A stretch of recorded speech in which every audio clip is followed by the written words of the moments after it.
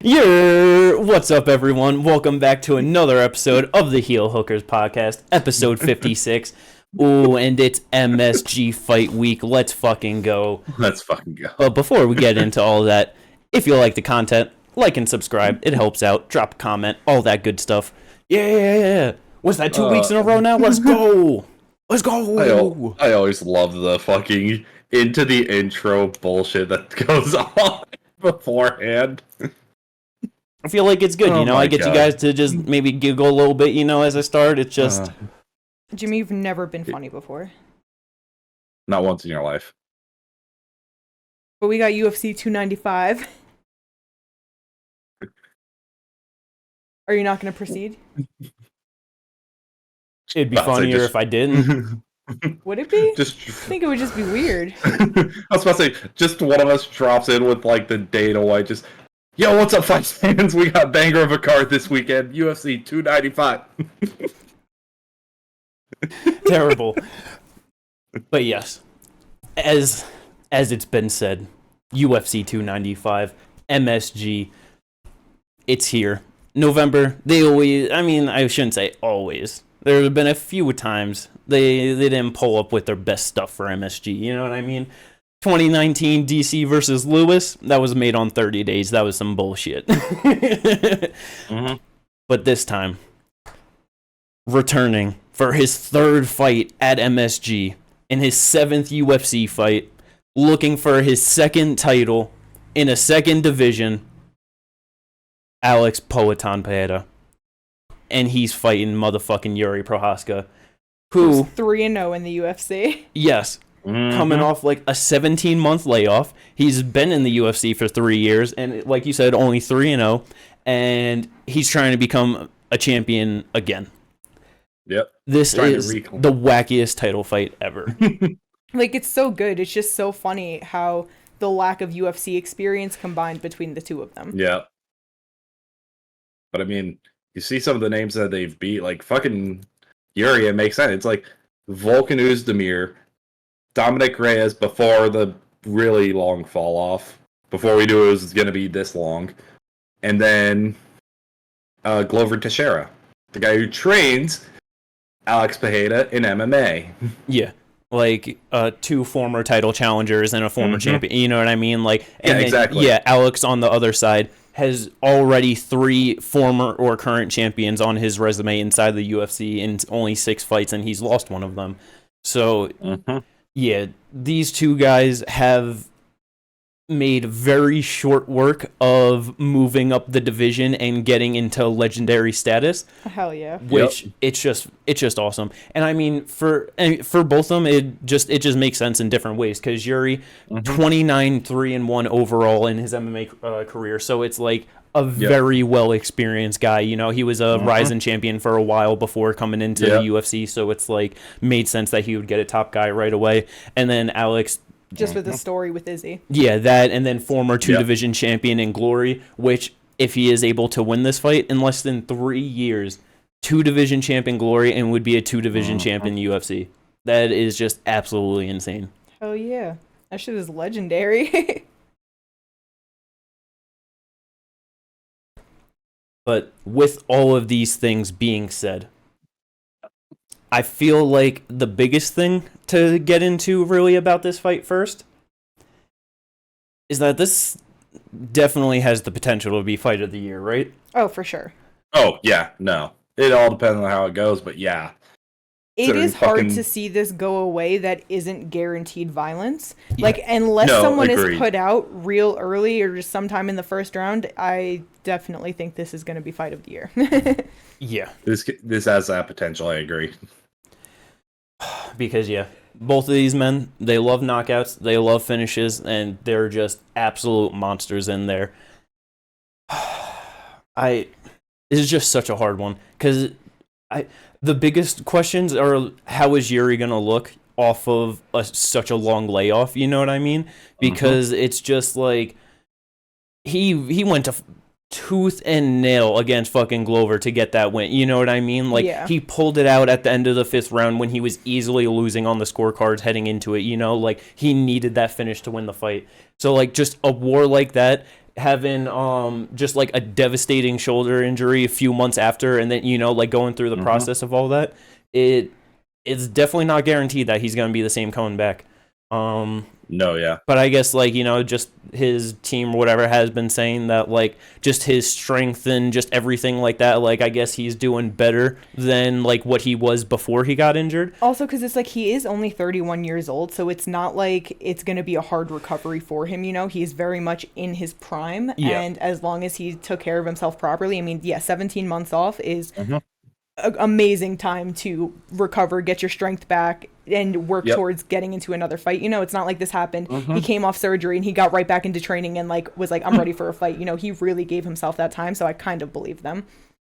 No, yeah, and that's fair. I mean, Tony did that against Anthony Pettis, did his own rehab, and well, he looked good. He's a different guy. Yeah, I was gonna say, I don't know, but then again, Yuri's a different guy too, so yeah. But while they're two different types of different, maybe you can kind of just compare them just for being otherworldly. Well, I mean, when fucking Yuri first came into the UFC, I was just like, oh, this is 205 Tony right here. This is But he's just.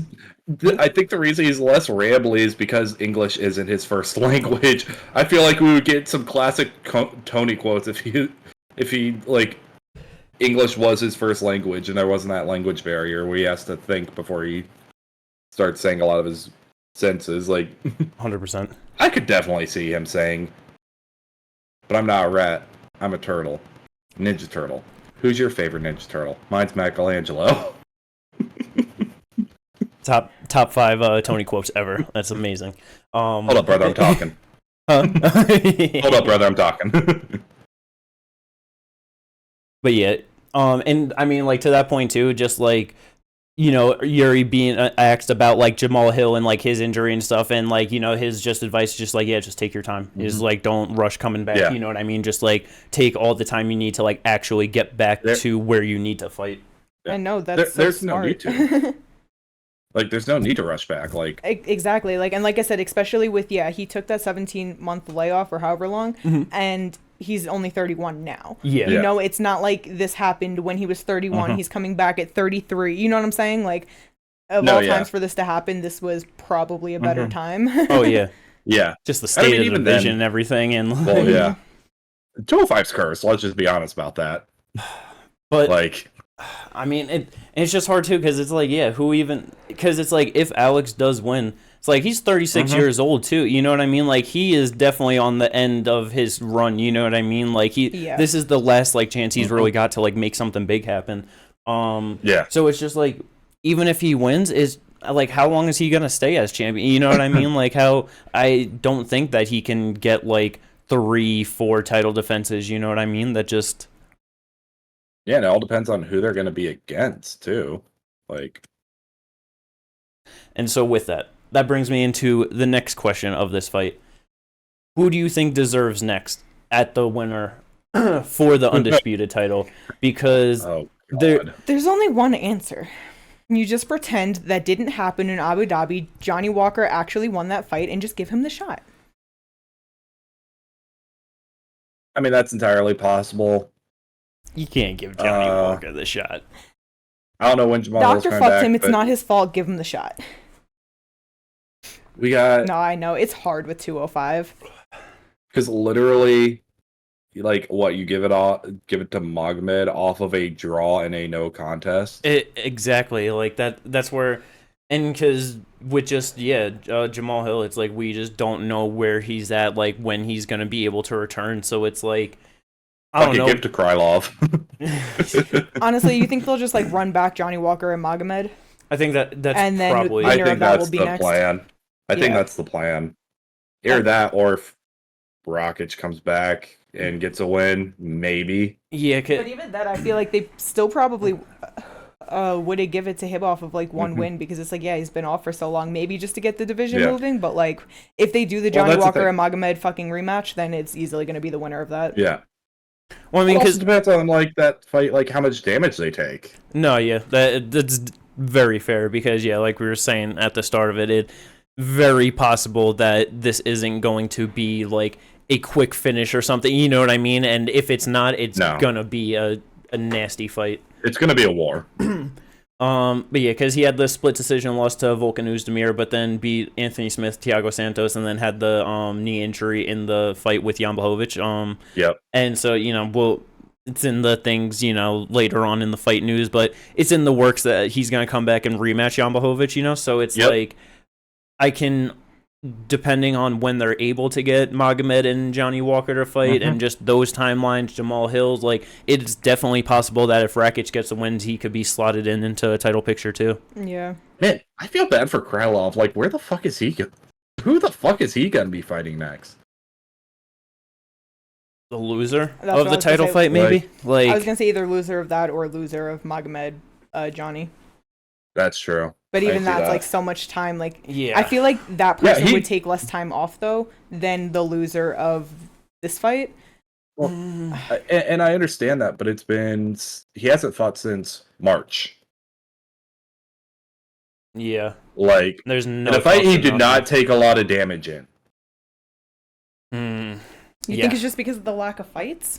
Yeah, it's just a crowded picture at the top. Like, there's so many people that deserve to be in like the championship conversation, and they're like other contenders that are just right around there. So it's like, I feel like the UFC just doesn't really know exactly where they want to kind of push the division, like, and because that's really like the thing too. It's like, other than Yuri and Alex, like, I mean, I know like Jamal like got the short notice opportunity, and like was able to get the belt, but it's like, I feel like it's like Yuri and Alex are like the two biggest like marketable people in that division, you know what I mean? And it's like, so I feel like that's where it's just kind of hard, because there's no one really coming up that the UFC is trying to like push, so everyone's just kind of fighting each other in like weird fucked up ways, and it's just kind of fucking up the division. Like, the whole like I said, 205 is cursed. Like, how do you think this fight's gonna go though? Who do you think wins? Because I kind of have an idea in my head. So the thing that I'm like questioning is Alex gonna be able to take those shots from Yuri? That's what I was thinking, because just two reasons is Alex has been knocked out multiple times across kickboxing and like now just being knocked out by Izzy in MMA. And got rocked real bad at the end of the first round of their first fight. Yeah. So he'd definitely be getting hit and just can get knocked out. The last time that Yuri was knocked out was 8 years ago when he was early 20s. And with King that, Muhammad in his Lawal. last two fights, he has shown incredible recovery, with it admitting that he was knocked out by Dominic Reyes in that fight. And rewatching that, we saw the way he dropped and then just came right back to the recovery, and like to know where he was, what to do, and win that fight is incredible. And then getting beat up by fucking Glover over damn near 5 rounds to still be able to get the back, get that RNC, and win the fight. You know what I mean? While it was a tough fight, he still toughed it out to get that win. 100%. I think it just kind of shows that, like, I mean, we know that he's tough as shit, but like there's actual proof of like, his recovery is great, he's tough as hell, and he finishes plenty of people. He clearly has the power. With that, it's like, can Alex really like stand it? Or does he get like knocked out early? And if not early, second round, like... It's honestly entirely possible. Yeah, because like I was really just thinking about it. I was like, oh, this is going to be a good-ass fight. And then I started like really thinking, and I'm like, damn.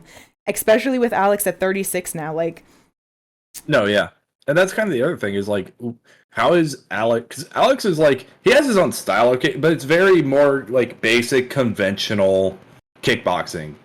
Yuri has an awkward style to try and deal with, and I don't know how Alex is going to be able to deal with that type of style that Yuri provides, because not a lot of people fight that way. Not yet. Like, even Izzy like fights very technical, and very like more orthodox. Like, this is a very just unorthodox style that Yuri comes in with. So it's just like, how is he going to be able to deal with that? Like, is he going to expect like, because he'll come in like with something, and then all of a sudden Yuri's going to throw a flying knee, like. I feel like the best way for Poatan to be able to get this win is he's got to kick the fuck out of his legs on the outside and then I just feel like he's just got to be ready to time Yuri coming in with just like big counter shots. You know what I mean? Like, Yeah. I feel like that's because it's also like, I don't know, going up to 205 against Jan Blachowicz, his power didn't look like it translated as well as we thought it might have. You know what I mean? Like, right. And so that's the thing with just you saying, you know, you're like, we know Yuri is tough as shit. Like, I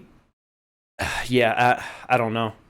Like, yeah, the more I think about the fight, the more I favor Yuri, and the more I'm like, damn, is Alex about to get fucked up? I think he might look good early on, just being the more technical striker and being able to find the holes in Yuri's game and to be able to kind of pick him apart a bit. But if he doesn't land that one big shot to like get him out of there, I don't know. I feel like Yuri's probably going to have the better cardio heading into like the championship rounds, and it's like, if Poatan starts to get tired at all, he's going to get lit on fire, and he's not going to survive it. Yeah. No, yeah. So, I can see that. I don't know. I don't think it'll be a early finish for Yuri, but maybe later finish, maybe like third, fourth. Like when you started saying it like that, if he can like stay on the outside and just keep himself technical and not drag himself into a fucking war with him, then I think it will definitely make it later. But that's exactly it's fucking Yuri, man. Exactly. That's why it's hard to even think that it's gonna take him that long for like Poatan's gonna have to slow down and all of this stuff. And not that I don't know. Because Poatan's obviously good, strong, just great at what he does. But yeah, I don't know. He's only an inch shorter. I don't believe that Poatan's only 6'4", but that's besides the point. They have the same reach. It's just... No, yeah. I don't know. I honestly think this is going to be a tough fight for Pajeda. Yeah. Trying to keep Poatan to timing counter shots and like being on the outside. He's a pressure forward fighter. He wants to put fighters against the cage. I know. That's not going to happen. I don't think that's the game plan. The game plan is going to be to try and cut off the cage from Yuri Prochazka, try and get him up against the cage, and then to try and flurry like he usually does. And that's what I think will end up getting him caught. Yeah, you're probably right on that, honestly. Like that, it, like, I don't know, man. Yuri it's just so hard for me to fucking see this man losing. Like, he's just so goddamn ridiculous at 205. Just a monster of a man. No, yeah. Yeah, I don't probably favor Yuri in this one, but I mean, yeah, it's going to be a great fight either way. It's either going to be an amazing performance for one of them, or it could definitely end up being fight of the year. It's just a dog fight. Either way, it's for sure going to be one or the other. Yeah. Knock on wood, because we can't say that coming off fucking Luis Almeida, right? For sure, it's going to end in the first round. There's no way. When will we learn? We'll never learn. It's MMA. Yeah, I know. This is different. That's the excuse every single time. No, this is different. This is different. But do you know what is different, though? A little bit of championship fights going on this card, because originally, and it was supposed to be John Jones versus Stipe Miocic, which was not a great fight. We all know what it was. Nope. But it was definitely going to help sell like the pay-per-views and just add to like the excitement of MSG kind of thing, you know what I mean? Definitely sell those expensive ass tickets. That's for damn sure. But yeah, so we all know Jones fucking did he hurt his pec? Who knows? I haven't seen the fucking medical reports, you know what I mean? That's all I'm gonna say. I'm sure they're out there and they just haven't popped up on your feed, but anyway. Nah, I know, but it's just funny to think of it. but yeah, so he's out. Dana, in his glorious promoter fashion, was just like, we can't disrespect Stipe with an interim title. What the fuck is that? We're bringing in Tom Aspinall on 3 weeks' notice. Let's fucking go. Which, it's just, if we didn't just have Islam Volk end the way that it did, I would be way more excited for Tom's chances coming in on 3 weeks' notice. But after watching that and everything, I'm just like, Yep. I don't see how Sergey is gonna lose this fight. I really don't. I can understand what you're saying. It's just like what I'm really interested is what Tom's game plan is going to actually be, because Sergey has not in the UFC been out of the first round. Nope. What does he look like in round 2, 3, 4? Like, that is. I mean, on the regional scene, he did win a 5-round fight. He did, but you know what I mean? Like, it's one of those things where, especially depending on how that fight went. Mm-hmm. I mean, that's fair. It's just like, I just want to see that actually like tested. No, yeah, because UFC is a very different level than just some random regional promotion. You know what I mean? So it's like, exactly. That's a very fair point of like, what does Sergey look like in the 3rd round against a high level, fighter like Tom Aspinall? Do you think he's gonna make it there? I don't think so, but these not two even a little bit are number 1 and 3 for shortest average fight time. Yeah. Actively, they're 1 and 2, right? Actively, they're 1 and 2. Yeah. That's the stat they're going to go with. But yeah, all time 1 and 3. Yeah, and I don't know, man. It's hard. If this was like full fight camp Tom, I could do a way better job in my head of being able to just give him his chance. You know what I mean? And just like how this fight would actually, like the different ways that it could play out. It could go out. It's just like on 3 weeks' notice. I mean, 3 weeks is better than 11 days. He's also not coming off a surgery, and he doesn't have the age on him. That's true. Those are all very fair points. Also fighting, like at heavyweight for being 30 years old, so their age is already different for how that shit works. Yeah, 2 very young heavyweights going at it. Like I do still favor Sergey, but I don't think we should like count Aspinall out so much, because it is just a totally different picture. He's not coming off of a fight from just a couple of months ago either, or is he? When was this? No, it was July. Yeah. So I guess that is the same time, but either way, because that's when Volk fought. Yeah. But you know what I mean? He didn't have the surgery in between. That was a fast fucking fight that he finished in the first round. He didn't have, you know what I mean? It's not like it was with Yair, even though he beat the shit out of him. It still went longer. You know what I'm saying? Like, there are just many different factors into this that I feel like that's a hard comparison, although I do know why it's just on your mind so fresh. But yeah. And it's like, and I mean, even with that too, not moving up a weight class, you know what I mean? Like, he's actually taking a fight on short notice in the division that he actually fights in, you know what I mean? So it's like, I know that it's not like, the comparison is 100%, but it's just, it's so hard to win fucking fights against the best people in the world when they're prepared and just for sure. You know what I mean? And it's like, with fucking Sergey, man. It's like, Tom has not fought someone with the power that he has. That, and because Tom has a 78-inch reach, Sergey 84-inch reach on him. Damn, I did not realize that. 6-inch reach advantage. He's an inch shorter with that reach advantage on him. Yes, he has fucking long arms. He's got them John Jones arms. Like, it's it's ridiculous. I feel like that's gonna be such a big factor, man. I don't know. I know Tom is very fast for the heavyweight division,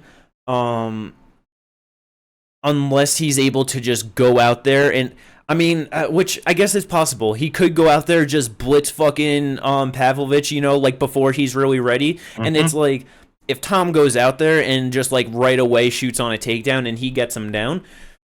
Because like the thing is also with them is that fight. It's not like Tom is small. I know that we mentioned like his height and everything, but like he weighs in at like the higher 250s. Fucking big boy out there. Sergey weighing in at 260 his last fight, so it's like they're around the same weight too. But Tom a more fit 260 than Sergey. Like, not that Sergey's like one of those like big boy, but he's not. He's definitely more athletic for sure. Yes. 100%. So I think it would be easier for him to have that speed and just.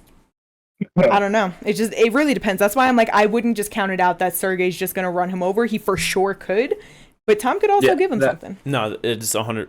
It's just like this is a good fight. Yes. And I mean, I like Because for me, very different from the main event where it's like, can see it being back and forth fight of the year kind of thing. I just don't think there's any chance for that in this fight. And no, I think it's going to be a good performance from one of them. Exactly. It's either Sergey is going out there, he's laying a fucking jab on him, and he's throwing uppercuts and overhand rights, and he's going to finish Tom in the first round. Or Tom's going out there, he's taking him down, and he's absolutely smashing him. Because I know it was his UFC debut fighting Alistair Overeem, but he got taken down and beat the fuck up by Alistair Overeem. You know what I mean? Like in terms of technical ability, if Alistair can do that, motherfucking Tom Aspinall sure can. You know what I mean? Yeah. I mean, yeah, and again, though, like you said, it was his debut, short notice, and that was how long ago now? Like 2018 or something? I want to say it was 2018, 2019.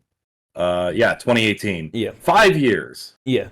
No, yeah, and this man could have definitely improved his takedown defense in 5 years. He could have. But he also could be a stupid heavyweight that's like, happened one time. I can knock these guys out, and just went on this first round knockout streak that said, who needs grappling? Because, it's actually crazy because, like you said, 6-fight win streak, all of them first round knockouts. If he gets another knockout here, he'll tie Chuck Liddell for the longest knockout streak in UFC history at 7.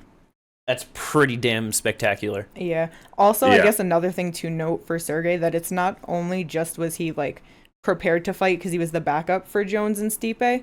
He was prepared to fight either Jones or Stipe. So he probably was training quite amount, Yeah, and that was my thought when they first announced it. It's like, there's no way. Like, he was trying to get himself ready for Jones. You know what I'm saying? Like, Because, I'm sure for him, too, probably thinking it's like, if anyone were to pull out, it would probably be Stipe, just the older guy, whatever. And so, it's just like, if you're preparing for either one of them, you're wrestling. So, that's what I mean, man. I am definitely going to favor Sergey pretty good in this one. Yep. But if fucking Tom Aspinall is able to get it done, that's so fucking awesome. Because I know he was talking about it in the media day, just having the same mindset as Bisping, heading into his short notice title fight with Rockhold, which it's like, I don't know exactly how I feel about that. It's like, it can definitely be a good thing of him, taking the inspiration, learning from others and stuff, but it's also, he could just be like, oh, well, he did that, so I can, you know what I mean? It could just be like a little foolishness, you know what I mean? Yeah. I think it's just a way to cut down on the stress and just keep your mental where it needs to be, because I think it's just like Bisping was talking about, when he got the call to get the fight, and he's just freaking the fuck out, and he's just like, man, this is typical of my fucking career. Finally get an opportunity. It's 2 weeks notice. I've been shooting a movie, not training, this and that. His coach is like, hey, dude, this could be your one chance. Let's just enjoy the ride and just enjoy the process. Nah, yeah. I think that's pretty much what Tom is trying to just do. Just enjoy the process and just especially considering even though he could lose this one. It's not like if he loses this one, he's never going to get... That's what I was just going to say. Bisping was, 35-36 when he won the title. Yeah, and it was a rematch. It was much different. There were so many different factors. Yeah, I was just going to say that it's with his age being ranked number 4 and the way the heavyweight division is right now, he runs over 2 more people, even 1 more, and they'll give him the fucking shot. Look at Cyril Gahn. Come on now. Yeah. And because that's I'm sure Tom, recognizes it, too, that this is the biggest opportunity of his lifetime. A title, although it's an interim title fight, even Sergey said it himself. He's like, I look at this as the real title fight. Chael Sonnen said it himself. This is the real. We've been saying it since that shit was announced. Everyone knows that this is the real heavyweight title fight over Jones and Stipe. You know what I mean? If you were to compare it to boxing, it's like Jones got the fucking super heavyweight. Where it's just you're just a legend. We'll let you stay, say that you have a title and you can defend against whoever, but you don't got to fight the real people. You know what I mean? It's they have their he would be the WBC heavyweight super champion, whereas that's what they're the heavyweight regular champion. Yeah. And because it's taking this on short notice, if he gets knocked out to a guy like Sergey, it's oh, well, I took the fucking opportunity. I lost to a fucking monster in the division, you know what I mean? You just build back up and you'll get there again, it's... just super respectable for him to take this fight, and because he's been saying like this is the scariest motherfucker in the division, and it's like nobody wants to fight him. nah. No. Jones don't want to fight him. Cyril Gane don't want to fight him, and those are the only two people above him. Yeah. Like he's worked his way up. And that's Oh man. and that's the thing. Like we're all treating this like it's the actual title because we know it's the actual title. Because like the second Jones fights Stipe and wins, he's gonna fucking retire. Right, Yeah. because either way, Stipe is retiring. Jones doesn't want to fight contenders. He wants big fights, and who's a big fight? No one. I mean, Francis. That's it. like to be like I don't know, with Jones saying that, I could see the scenario where Tom wins, maybe even defends the interim title or something in the time of waiting for Jones to fight Stipe, and then if like through all that time in Jones, if he just like runs through Stipe, it could be a big enough fight by that time that like he might be like, okay, I'll fight Tom Aspinall. But I just doubt it. Right. Like that's the only chance, because if Tom wins, he's going to be a way bigger star than if Sergey wins, you know what I mean? That's just for sure. Which it's just so stupid, man. It's crazy. but yeah, so it's gonna be good either way. And then so with whoever does win this, do you think that they will defend the interim title? Yeah. Do you think that they're gonna just like try and sit out for Jones to like hopefully, you know what I mean, and then he's just gonna retire and then they get promoted? Like, I think that Jones is obviously going to be out with his injury. He's eventually going to get the Stipe fight. Yep. He'll be out for however long after that, and I don't think whoever wins, because especially if it gets finished early in the first round by either guy, doesn't take much damage. This shit is November. Yeah. Jones and Stipe might not fight until like July. Yeah.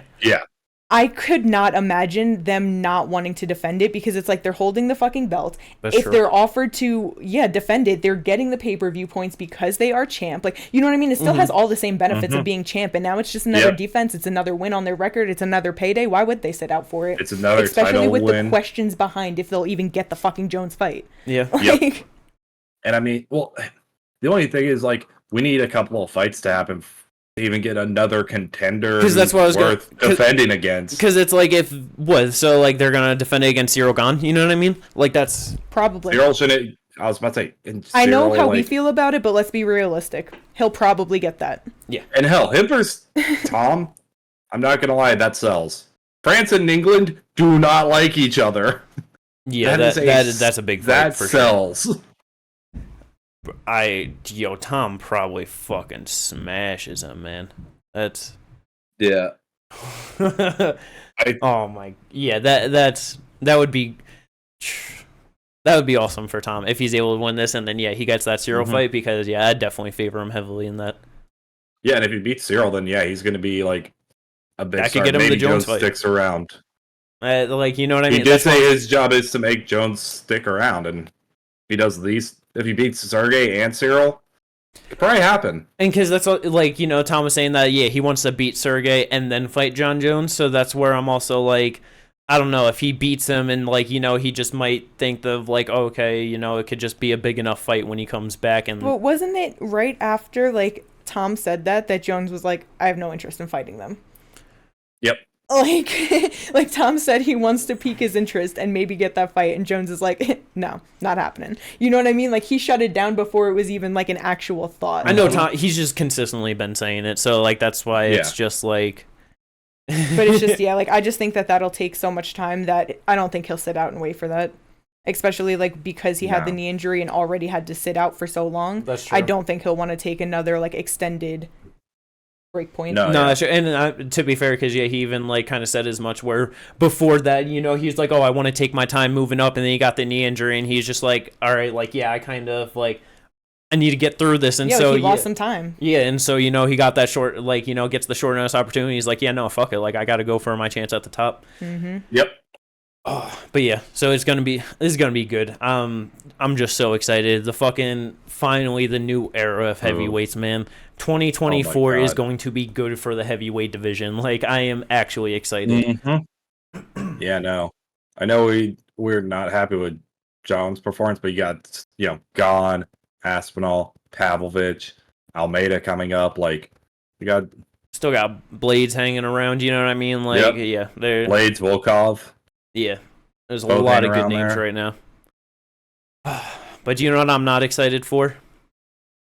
This feature bout. Yeah, because why is Jessica Andrade Fighting back again. for her 5th fight of 2023 on a 3-fight losing streak, all of them by finish, 2 submission losses, and then a quick knockout loss to Yan Xiaonan.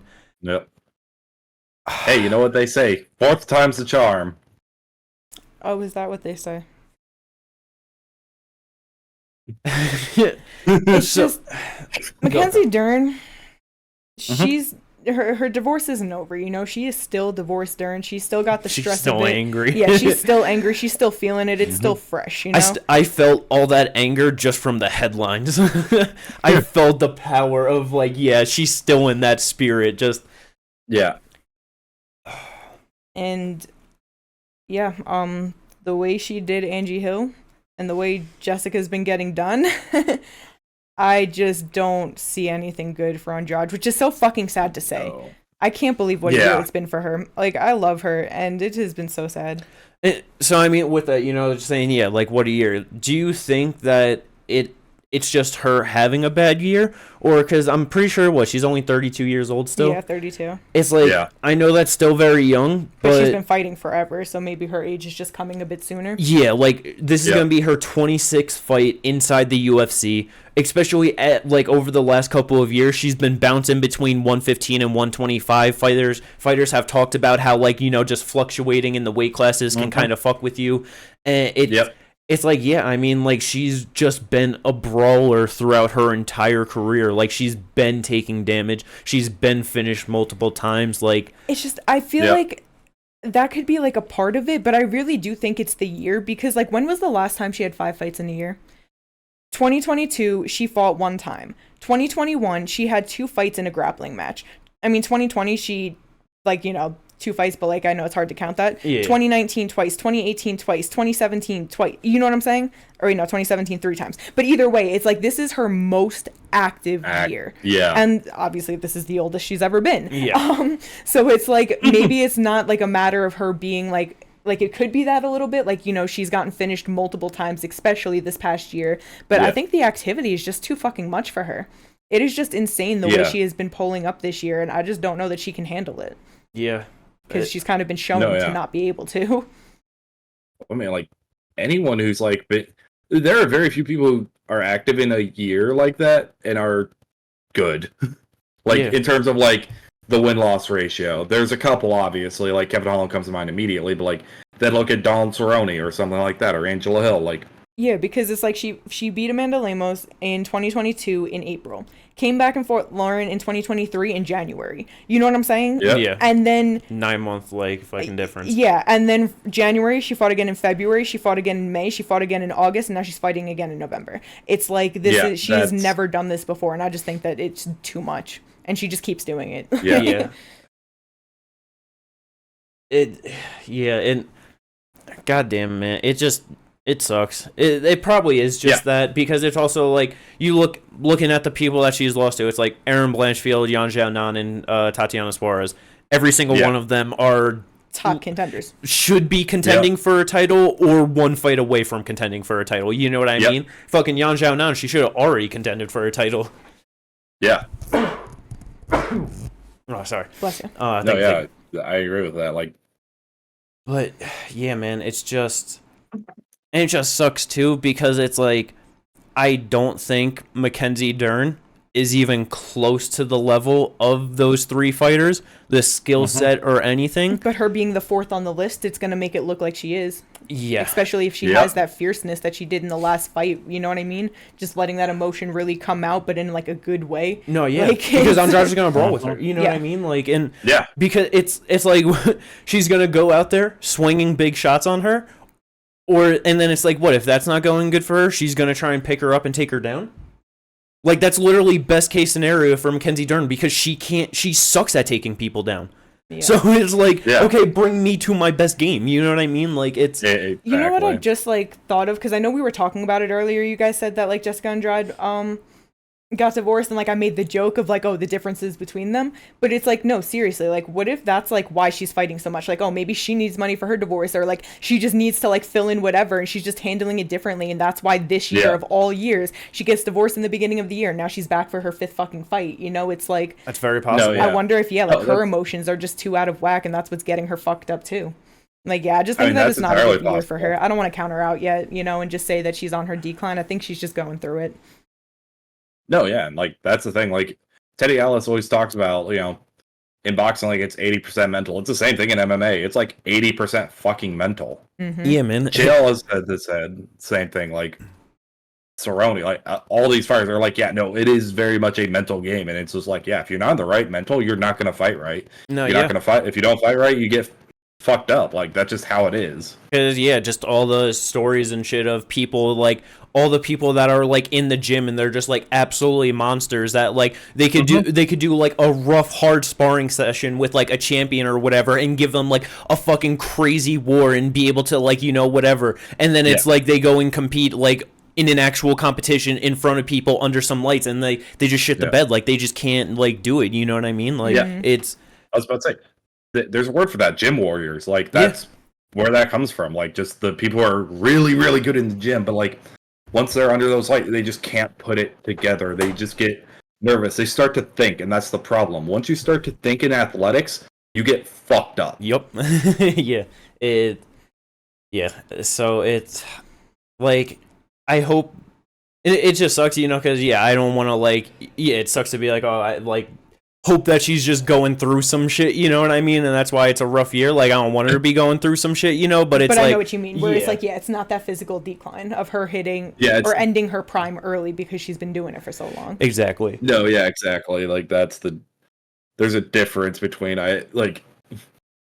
it's more of hoping it's not something severe physically, and it's just something that, like, given time will sort itself out.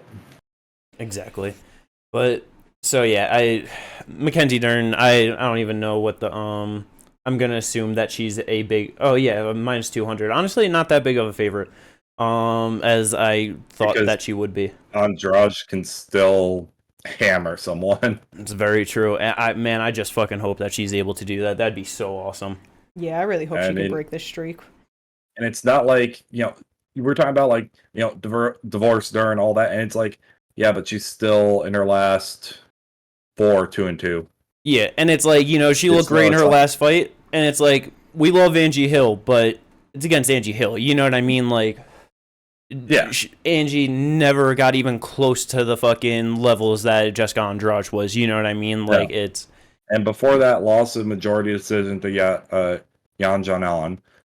Before that, won a split decision against Tisha Torres. Before that, lost to Marina Rodriguez by unanimous decision. Like, yeah, it's just one of those things where it's just like, can we really be taking? This could actually still be. Andrade's got this, man. Like a close fight. I really hope she does, but it's just, I don't know. Even someone whose record is like that, and she has the wins and losses that she does, getting finished, getting choked out, getting like, you know what I'm saying, like back to back to back. It's discouraging in itself. It's the turnarounds, and it's just, you know what I mean? Like, I don't know. Yeah, just everything. Like, I'm just glad that her last 2 losses weren't the knockouts. The second one was because it was Erin, then Jan, then okay. Yeah. Or at least her last one wasn't a knockout. It's been a while since she's been knocked out. It's been a few months now. It's been just a while. Yeah, there's a lot mentally backed up against Andrade, like, just for her to win. Yeah. In this one. Like, that's just a crazy thing. Yeah, literally been fucking 6 months since she's been fucking knocked out, and she's already back for her second fight since, you know what I mean? Like, yeah, you're probably right. It's, god damn it. That makes me sad. But I still don't think we should counter out. Like, this one, like, we really just, I don't know, it's a hard one to We just need to see what happens. Yeah, we just need to see what happens. I'm rooting for her, though. It's literally, like, if this goes to the ground, like, it's probably, but if this doesn't go to the ground, then she has a chance. Yeah. But the next fight, though. Yeah. This one, I don't believe there's one chance for that this could be like a fight of the night, fight of the year type thing.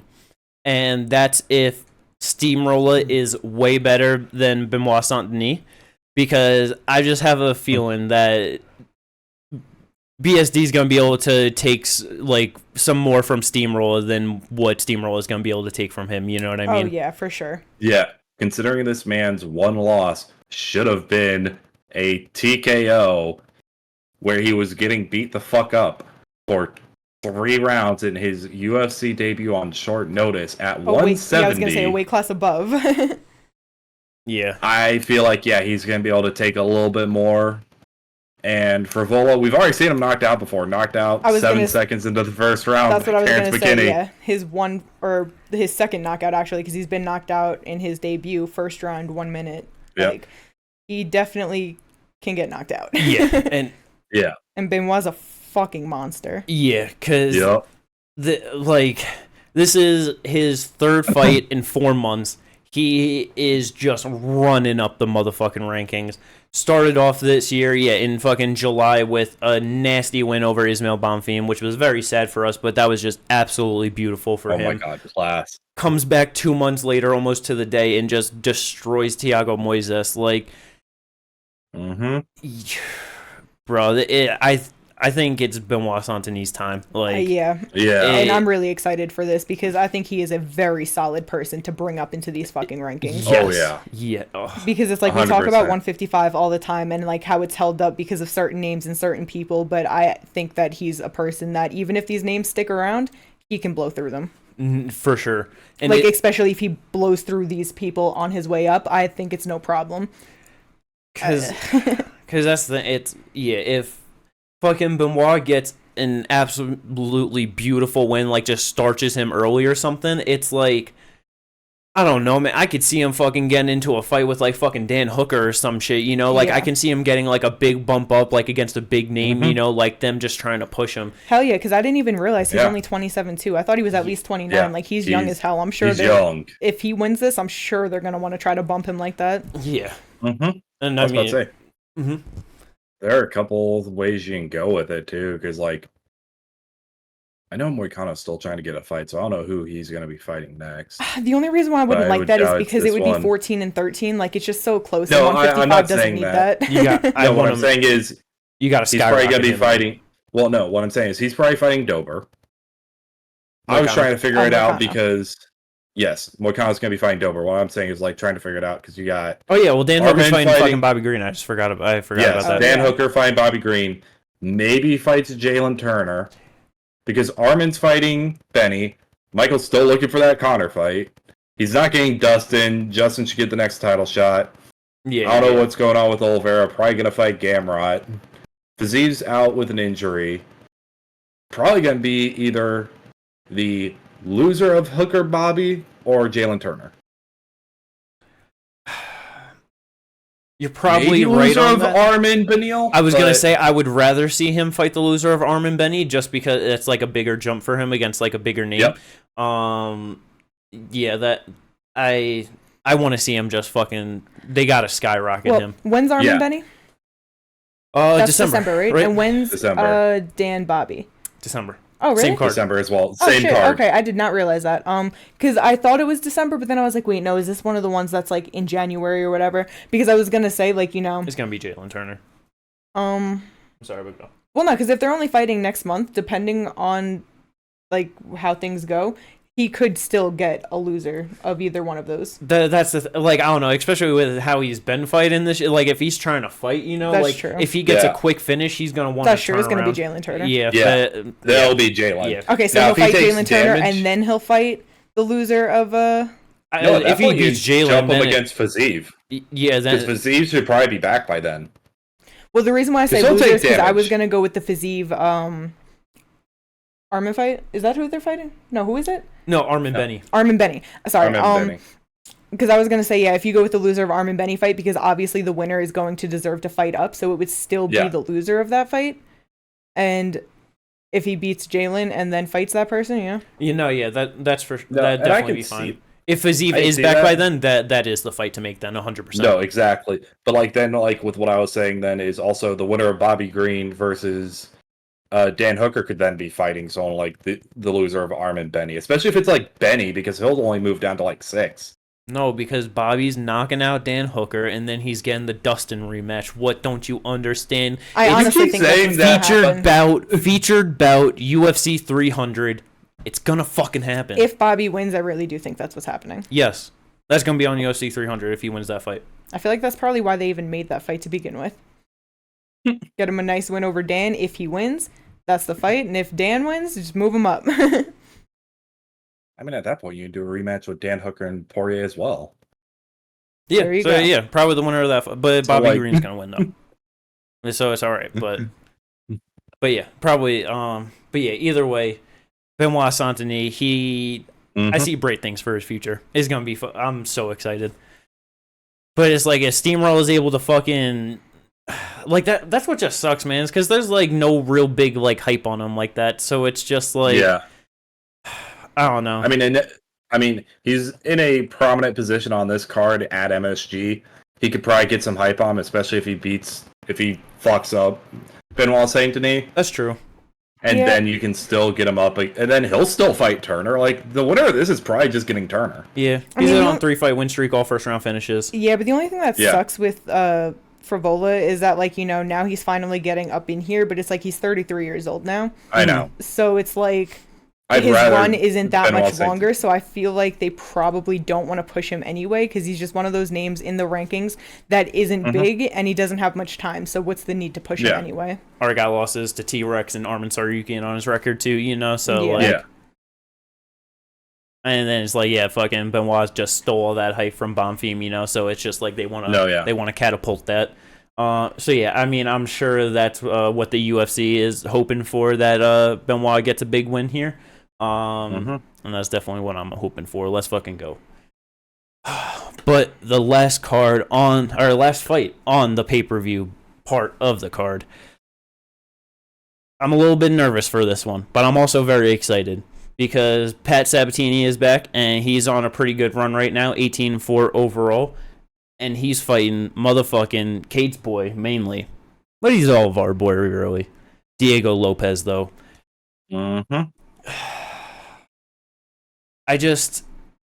I want Diego to win so bad. Yep. I just feel like he might lose a decision here. He could. Like, that's entirely possible. It's just like how the actual fight go. Like, because it's just like, all right, 17 gets him down. It's just like, okay, where does it go from there? Is he able to actually hold Lopez down, or is Lopez able to be slick enough to get into maybe not dominant positions, but better positions, get sub attempts, throw off his back? Like, it all just depends on what it actually looks like. That's the thing, is I know Pat Sabatini's strong in there, but Diego doesn't stop. Like, it doesn't matter what position he's in. He's looking for a sub. He's looking to hit you, even if he's not in his spot to actually hurt you. You know what I mean? Like, he never just sits there and is like, I'm in a bad spot. This is okay. So it's just hard. It's hard for me to see Pat being able to just keep him in one spot. Just hold him there and get the decision, because Diego's going to be working the whole fucking time. That's fair. Like, he came in against ranked Movzar short notice and never stopped and was close to winning that fight. He could have finished him a couple times if you know what I mean. Like, it's just, I don't know. I think that he's really good. He has the experience. He's 22-6. I know it's not UFC experience, but like, it's obviously still built up just actual fucking fight experience. More experience and 4 years younger. 28 years old to 32. Yeah. Exactly. He's a bit taller. He's a bit longer, you know? So it's just, I kind of have a hard time seeing Pat just like holding him down. That's I fair. agree with that, because like that's what I mean. Like, and even then, like we were talking about before the podcast, like, you know, Pat Sabatini, you know, goes in for a power double underhook, sprawls into a Darce choke, like, or into a power guillotine. Like, there's a lot of ways that this can go. Like, even just using those guillotines and Kimuras as a defense to then stay on the feet, where I think Diego has a better stand-up game than Pat. So No, that's definitely fair. Yeah, better stand-up game. And yeah, his ground game goes crazy too, though. So it's Yeah, like... that's what I mean. Like, that's why I'm looking at this and I'm like, I can understand where you're coming from, Jimmy, but at the same time, it's like, with the way Diego just fights, unless like he goes down tries, and is constantly moving and just ends up accidentally like making one mistake, then Pat gets to side control, gets like an arm triangle or something. Like, unless Pat like snaps something up real quick, I don't see off of a one mistake type of thing. Like, I think Diego should be able to win this. Like, that's why I think it'll be a good fight, is because Pat, like, do be going for the subs. And even when people are good on the ground, that's why they be getting subs so fucking much, is because they're so willing to get into these positions. So it really can go either way. But I just think that, I just don't think that it's going to be, like, it going to a decision because Pat's just, like, got control of him and it's there. I think either Pat's going to be able to sub him or Diego's going to be able to work out of that and sub him himself. Like, it's just... I guess, like, it could go to a decision for sure, but I don't know. I just feel like it could... Diego by his it could get finished. I think someone's getting subbed. See, because, like you're saying, I'm just... Because, like, that's the thing. It's, like, I don't know if Sabatini is actually going to be good enough to sub him, because it's like I feel like in the grappling his strength is going to be like the biggest factor, you know what I mean? So it's like I can easily see where it's like, he takes him down, he's like, trying to work, Diego's going for shit, you know what I mean? And like it could open something up, Pat goes for like something, but it's like I just feel like he, like, I don't know, Diego's probably gonna be able to get out of it, you know what I mean? Like I could just see Pat racking up more control time, just more top position time, like, over the course of a fight, and just, you know what I mean? Like, that's... No, and I see what you're saying with that, but, like, Diego's also really good off his back, like, doing what Yair was doing against Josh Emmett, just throwing elbows, throwing punches, like, making it dirty on the bottom to where he can win those positions still, just because all Pat's doing is trying to control. No, that's a good point. I mean, either way, I do think it is going to be a good fight. And, if fucking Diego Lopez gets, like, a great win here, too, like, especially if he finishes Pat Sabatini. Rank him. Yeah, like, he's gotta... because it's kind of crazy that he loses the decision to Movsar Short-Notice in his debut, then he just absolutely smashes through Gavin Tucker like it's nothing.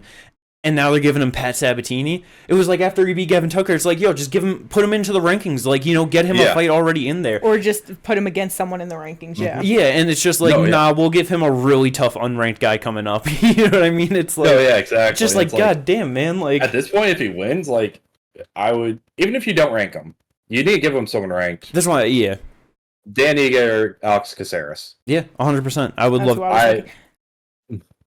I feel like I've seen something with Danny Gay recently. Is he gonna fight? He just lost recently. I was about to say, he just fought recently. That's true. I just know that I've seen him, but maybe I'm just thinking of like something entirely different, and it doesn't even have to do with the fight coming up. Oh well. No, that's the reason I didn't say Laurent Murphy. I'm pretty sure he has a fight booked up, or he's trying to get a fight booked up. Something. But this is gonna be a good fight, though. Any of those three is fun. Yeah. Definitely a great way to open up the pay-per-view part of the card, for sure. And then on the prelims, we got a shit ton of prospects on the prelims. We got a whole bunch. It's real solid. The prelims are pretty good. Which ones out of them are you guys most excited for? Probably Nazim Sadikov and Slavaclaus. Damn, really? I think that's going to be a good-ass fight. Very fair. Like, there's a lot of fights on here that are good, but honestly, I think that one's just going to be a really good fucking fight. Yeah, man. 'Cause I mean, you know me. I love myself some fucking goddamn Slavaclaus, but fucking Nazim 2-0 in the UFC, win over Evan Elder, and then just the rear naked choke in second round over T-Rex. He's definitely looking like a pretty solid prospect at only 29 years old. Hell yeah, and it's like, I love the 155 division. It's my favorite fucking division when it's actually got some things going on, So that's why I really am excited for it, because it's like, just like a young guy just showing some promising things. It's like, hell yeah, this will be a good ass fight. Nah, fuck yeah. I mean, I agree with all that. Definitely gonna be Slava looking to keep it up on the feet and try and knock this dude the fuck out while he's probably trying to take him down and get that sub. Because the last 5 wins for Slavaclaus have all been finishes via like some sort of punches or something. But that's definitely going to be a good one. I'm excited for that too. I was just kind of surprised because I figured that you were going to honestly bring up the prelim main event in Steve Ursig versus Alessandro Costa. But because, bro, fucking Steve Ursig. He is coming in to fuck up some people at 125, guaranteed. He's just another guy. It was around 100%. The same time as Diego when we were talking about all these prospects coming in short notice against David Dvorak, another ranked contender, and easily got that unanimous decision over him. Just beat the shit out of him. Yeah, just beat the shit out of him over 3 rounds. Like, yeah, that was so good. I will say I was more excited for the actual fight that was booked, not on short notice, with Matt Schnell. That would have been another big step up, and just would have had a lot of movement in that division at that point. No, yeah, and that would have been such a banger, man. Like, fucking, Matt Schnell is always down for a war. But to his detriment. Even Alessandro Costa, that's still a good fight. Last fight, ground and pounded Jimmy Flick, and before that got uppercutted to ground punches by Amir. So he has a whole lot of finishes. He lost to number 2 and beat someone unranked. Let's go. Like, my boy Jimmy Flick. So sad. But yeah, so I'm very excited for that. What about you, Ginger? What are you most excited for on this motherfucking prelim card? That was the fight I was most excited for. So the second fight that I'm most excited for, the man I was rooting to win tough, Roosevelt Roberts. Yeah, the real prospect. Gets signed to the UFC. Short notice against Rebecca. I'm hoping he makes it a fight. I hope he landed that 1-2 and just... Okay, so the thing is he needs to make it out a fight. I'm sorry, I need to chime in for a second because I was excited for this fight. I didn't realize the difference in them. Rebecca is 5'7" with a 66-inch reach compared to Roosevelt's 6'2", 73-inch reach. Yes. He's going to be putting that 1-2 front kick on him. He really might be able to. Yeah, he's got to make this not a fight, and he's got to make it a little technical point fight because, he's just got to stay out at range and just fucking toss those long limbs at Rebecca all night. But if Mateus can close that distance and get in there, I think that Roosevelt's fucked. It's entirely possible. Rebecca is a monster. He is. I know his debut, he came in, Nick Fiore, he went to the decision. He has a few decisions, but for the most part, he be finishing the fuck out of people. Knocking them out. His first 3 fights, he won first round heel hooks. You know what I mean? He's got his arm bars, 2 fights in a row, elbows from crucifix. Like, he's a finisher for sure. And I think that if he gets into this, like, him and Roosevelt, he closes that distance, Roberts is fucked. Yeah, because he's only been finished by strikes 1 time, and that was on his first UFC run. Actually, his last fight in the UFC, by Ignacio Bahamondes. But he can. There are times he can get too easily backed up on the cage, and if Mateo starts throwing some fucking bombs at him, he's not taking those. I really hope he can get that. I really hope so. I do too. But solid fights on the prelims. Another really good mention: Tabitha Ricci versus Lupita Godinez. Loopy. Yep. Sad about it. I feel like Tabitha is probably gonna beat Loopy. Loopy's just so fun, man. I just want to see her just get the most favorable matchups all the time so she can just always win. But yeah, Tabitha Baby Shark, she is a very solid prospect. Only 28 years old, so yeah, definitely excited for that one. But yeah, other than that, I mean, there's some other fights on the card, not the most exciting ones though. What do you mean, Jared Gordon versus Mark Madsen?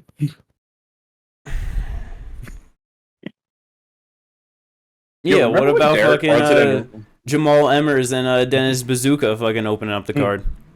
Yo, remember when Derek Brunson and Roman Dolidze were supposed to be on this card? Yeah. And now fucking Brunson is in PFL and Roman doesn't have a fight until next year. Let's go. I didn't realize that Roosevelt Roberts took the short notice too. Yeah. So yeah, he did. Extra not looking good for him then. Very true. Look, 1-2 front kick. That's all he needs. He ain't no Sean Strickland, man. But yeah, overall though, strategy. I do think that it is going to be a really good card, and with especially with the matchups on the pay-per-view part, it could definitely end up stacking up to being like the best fight card of the year for sure. I'm excited for this. This could be card of the year, honestly. Hell yeah. But that is going to bring us into some motherfucking fight news and announcements. Because boy, oh boy, oh boy, did things want to get fucking released. And it's fucking great. Quarter 1 for the pay-per-view main cards. Or, well, main events. We know all of them now. Yep. UFC 297, January 20th. Sean Strickland versus Dricus du Plessis. Let's fucking go. This is the fight that was supposed to happen. Dricus should be getting the fucking title shot. And... Yep. Yeah, I'm glad that they did that. Yeah. Because this is definitely how it's supposed to be. It is. Like, even though I hate it, even though I hate Dricus in a title fight, you know, I'm a Dricus hater, and we all know this. I mean, it's okay, because Dricus is going to lose. Yeah. Dricus, Strickland, please finish this man. I think that it is entirely possible, because, I mean, it's like... unless Dricus is actually just amazing and he's able to go out there and just dust him like it's nothing, you know what I mean? If this starts to get extended in any sort of a way, like, I feel like if we hit the third round, it's Sean Strickland's fight, 100%. Yep. He's either winning the decision or he's going to finish Dricus late. That's the way I feel, too. Because Dricus, he's very aggressive. He's throws big bombs. He'll mix in the grappling. But you can't touch Strickland to the head. Like, it's just... You just can barely touch Strickland at all. I mean, he did do a lot better in the last fight with Izzy against checking leg kicks. That was very good of him. But that's really about it, though. Like, generally, throughout his career, he's not the greatest at checking leg kicks. But yeah, it's not easy to touch him to the body. It's even harder to touch his head.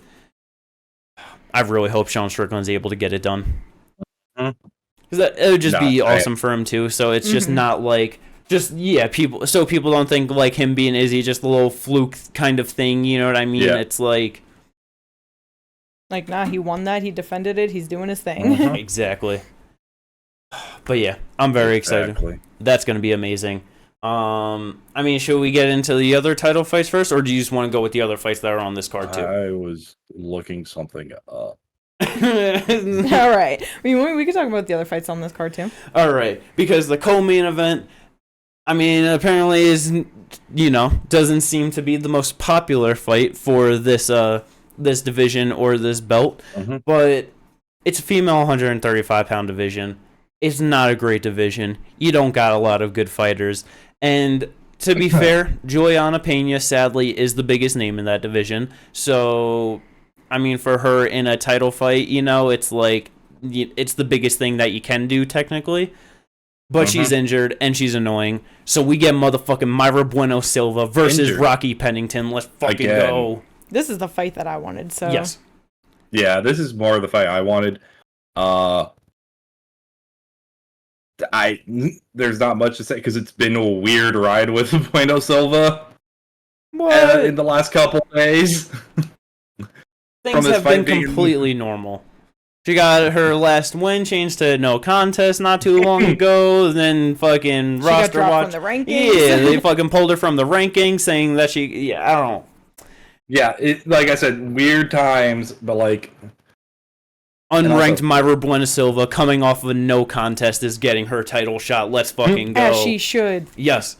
Yeah. Against motherfucking Rocky Pennington, which it's like, it's just fucking great that like she's able to get a title fight again. I know people don't give a fuck to like see her fight. She's not the most exciting fighter. I don't really get too excited when she fights, but she's on a 5-fight winning streak and she fucking deserves the shot. So it's just like, it's like all the people who like don't like the fight. It's like, who else would you put in there? Like, Pena's injured, so just throw that out. Like, who else in that division deserves to get a title shot at? Kellen Vieira.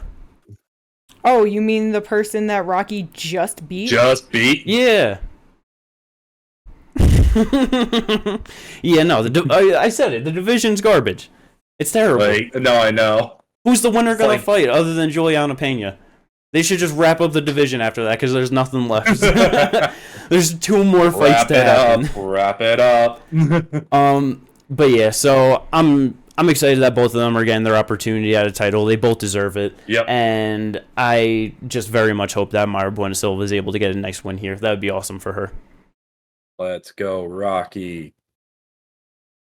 Crazy. But this one, not confirmed yet, but it's in the works. We mentioned it earlier. Rakic versus Blachowicz 2. Mm-hmm. Makes sense. It does. Fucking for Rakic, it's that was the last person he fought. He got injured in the fight. Jan had, I'm pretty sure, he's won and lost since then. So win, a draw, and a loss. Right. Yeah. If I'm remembering correctly. Yeah. So this one only rightfully goes to a no contest or DQ? If this goes to a no contest. Well, no, because I guess one of them... It'll only happen if some fuck shit happened with Yuri and Alex. Like, if they have, like, fight of the year and it's a fucking, like, goes to a decision and it ends up being a draw, you know what I mean? Then, yeah, this fight is cursed for sure. 100%. No doubt about it. 100%. But it should be an alright fight other than that, It was it was an alright fight the first time around until he got injured. Hopefully it'll be a little bit more exciting. Huh? He got injured in, the second round? Yeah. Yeah, so... Was it... They both take the first round kind of slow. Yeah. So it was building. As much as a Rakic and Blachowicz fight can build. Yeah. But yeah, so those are some of the big announcements for that January pay-per-view. Heading over into February for UFC 298. I hate that this is the main event for it because... after Volk lost to Islam, I said if they do it in January, I'm going to 100% favor Topuria over him. February ain't much of a difference. So Volkanovski versus Topuria. Mm-hmm. I seen some shit that someone was like, Volk did the big brain play of taking the fight short notice against Islam, so like he would lose that fight, and then like the UFC cover curse would cancel out, so he could win against Topuria. Yep. You don't think it's going to work like that? Nah. I think the curse of 155 and lower, 35 years old, never winning a title fight, I think that's going to reign supreme, honestly. That's the problem, is he had multiple curses going against him. You can't just cancel one out and then all of them go away. Yeah. And it's like, this dude just got knocked out a month ago. And Topuria's good everywhere. Yeah. Like, it's not like, where with Yair, you can take him down, and if you can neutralize his guard, he's kind of not going to do a lot. Yeah. Like, he's unable to really get out of those positions. Topuria's good there. Topuria's good on the feet. Topuria can take people down. He's got some motherfucking power behind him, too, so it's like... it would be awesome. This is a fight for Volkanovski, even if it wasn't, like, in February, and it was in March or April. Yeah. This would have been a hard fight for Volkanovski anyway. 100%. Fucking Tiny's gonna fuck some shit up in the background. I know. Yep. But yeah, I mean, hopefully Volk can be recovered enough, as much as he can, so he doesn't just get knocked out real quick. But yeah, this is looking like it's probably gonna be the motherfucking Topuria reign, Yeah. Also, yeah, I saw Tiny thinking over there. Oh, she's a thinker. You can see it in her brain. Yeah. But yeah, no. So the real question is, no matter who wins, right? Who is next at 145 after this? Well, because if Topuria wins it's gonna be Max, in my opinion. Max. Because that makes sense. He kind of deserves it. He's literally the only person he's ever lost to is Volkanovski. Like, if Volkanovski wins, then the winner of Arnie Movsar probably. That's like that's the only other thing I could think, especially if Arnold Allen wins, because then it's like, especially if Arnold Allen wins. It's the Yair, it's the fucking Max Holloway thing. You fucking lost to Max, you win a fight, now you're fighting for the title. Like it's. No, yeah, exactly. Look, and that's the other part of it. Arnold's gonna come back. He's gonna have the elbows. He's gonna elbow the shelf. Movsar. Everyone has come back in their next fight after Holloway with his fucking elbows, whether that's on the feet, on the ground, or in your guard. Yeah. So that's probably how that's gonna go. But yeah, it's I just would have wished that they could have found a different title fight so they could have pushed this along a little bit further. Maybe the next one we're going to talk about, do a little flippy flop. Switch these two. Oh yeah, March still isn't that. It's better though. It's definitely better. 60 days is better though. Yes, 100%. But yeah, because UFC 299 scheduled for March, motherfucking Sean O'Malley versus Cheeto Vera 2. This was a perfectly fine fight for December. Not a fine fight for March. Yeah. Hell, this would have been fine for at least January. Like, I still would have been like, okay, that's fine, but it's like, March? Why? You made fucking Aljo basically, like, only take, 6 weeks from his last fight to fight O'Malley, and now you're giving O'Malley all the time in the world for Vera? Yeah. He is, because O'Malley's the star, so obviously, you know? Like... But it just doesn't make sense. I hate it so bad. Yeah. Sean's here to fuck this division. Sean's gonna fuck the division. I can see it now. Hopefully Cheeto just wins again and just gets out of there. Hilarious. I would love if Cheeto wins again. I would love if Cheeto wins in exactly the same way he won the first one. That would be amazing. I super agree. He's just got that fucking heat-seeking missile to Sean O'Malley's perennial nerve. Yep. It only works on Sean. That. It's just, the height, it's where it is. His leg kick just happens to go straight there. The calf kick, straight to the nerve. Boom. That would be hilarious. Gets dropped, gets elbowed to oblivion again. There is your new... Bro, help it. If I'm Corey Sandhagen and Vera wins... One, I'm happy because I know I can beat him over 5 fucking rounds. Yep. And 2, I'm pissed because I'm like, why the fuck did you get the shot? Yep. Yeah, as Corey should be getting it over him. They're fucking still trying to book Merab versus Henry, which is a fun fight. But it's if they were doing this in December or January, it makes more sense to okay, just have these guys fight and the winner gets, what I mean? But so now let's just prolong the division even more. But I just feel bad for Corey specifically because it's Vera's getting the shot. Like you just said, Merab and Henry are fighting. Whoever wins is getting the title shot. Yep. So Corey's gonna fight the loser. Corey's gonna have to fight the loser or fight somebody else again. Yeah, and he's gonna have to wait on that. It just sucks for him. Or Corey has to fight fucking Sterling. Yeah. Again, in a rematch. No, yeah. Which is good. Which is fucking insane. It's yeah, he's definitely getting the shit out of the stick. 100%. But yeah, I mean, overall though, O'Malley Cheeto is still a good fight though. It should be fun. With not all the factors included. The actual fight itself should be good, Yeah, the actual fight is alright. It's just everything around it, it's makes it rough. Why? Yeah.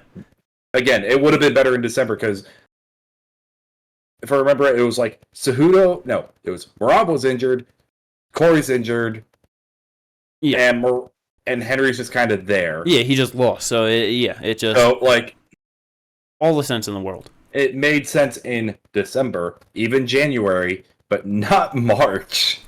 Yep, but that's just how the cookie be crumbling this time. Also, for some weird reason, the cookie be crumbling this way. Tyler Santos got cut from the UFC. No idea. When we were kind of talking about it a little bit, the only thing in my head that kind of makes sense is I wonder if, especially after seeing her give Erin Blanchfield such a tough fight, if they're just we can't market her. She's way too good for, not being able to do anything with her. And we don't want her to be the up and coming people that we do want to market. So they were just let's just cut her. I don't know. That still just doesn't make sense though. Even then to me, it's just what I just don't see unless I don't know because even if it was fucking contract dispute or whatever, I don't know. I can't see what the thing might be. You know what I mean? Yeah. There's just still been nothing on why she no longer is in the UFC. It's weird. Yeah. So that sucks because she is a very talented fighter. She could have definitely gotten a lot of great wins inside of the UFC. But no, we were kind of talking about it a little bit. It'd be cool if PFL is able to open up like 125 division a little bit more. Get some like more fighters in there. Maybe she goes there. Yeah, I don't know. We'll see. I'd say maybe goes over to not PFL, Bellator and fights Liz Carmouche or whoever might be the flyweight champion when she does go over there. Yeah, it's probably Liz Carmouche. Yeah, probably Liz Carmouche. But yeah, So hopefully she's able to go somewhere and shit. Maybe she'll even just make some more money as like former UFC person in like whatever other organization too. So, yeah. But something that I am very happy about. Manel Kape finally has a fight, and it is not in 2023. Let's fucking go. Ginger ain't securing a point for him on the fucking draft. I'm guaranteed to win. I'm guaranteed, especially with Song fighting Chris Gutierrez, man. Come the fuck on. I got this shit in the motherfucking bag. Let's go. Second place, Jim Bob. Yeah. I still have 3 fights. You're losing them. No, I'm not. Man. Anyway. But, yeah, Manel Kape is fighting Mateus Nicolau, which was the fight that we thought was probably going to happen. And this is a great opportunity for Manel Kape to get up in there. I mean, I sincerely thought they were going to try and rebook him versus Kai. But I don't know. Like, I know we were talking about it. Like, we're just saying that it made sense. Like with Mateus, like been a while since he's fought. You know what I mean? No, yeah, no, I agree. It was just also like I was on the train of book Makayev versus Nicolau.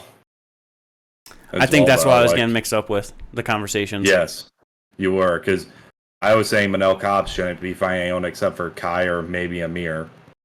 But Amir's not going to take that fight because he'll probably want to fight Moreno. So he should be fighting either. It might have been Kai and Mateus, but I wanted the Kai fight. Makayev didn't, we don't have it.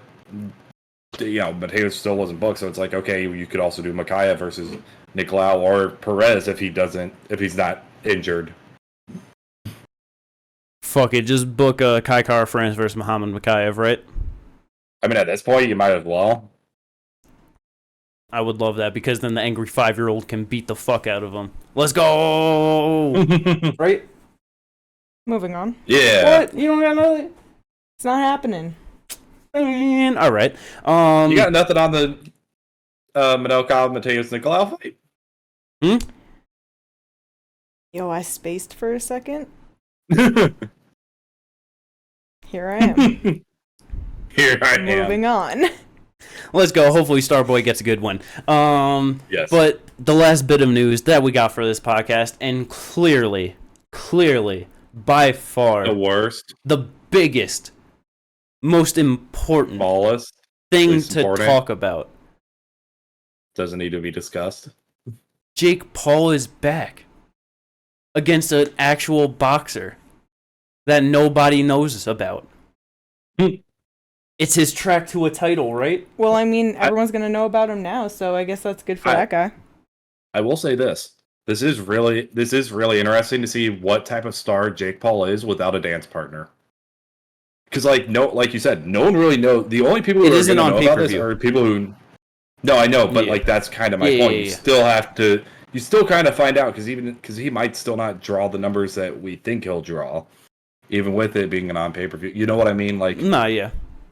I mean, so it's going to be one of those things where it's like, what do we actually, is he actually like a star like that without someone else being there? Probably, honestly. Probably, but I don't know. Yeah, I don't know. I feel like the experiment should have been over after the Tommy Fury loss.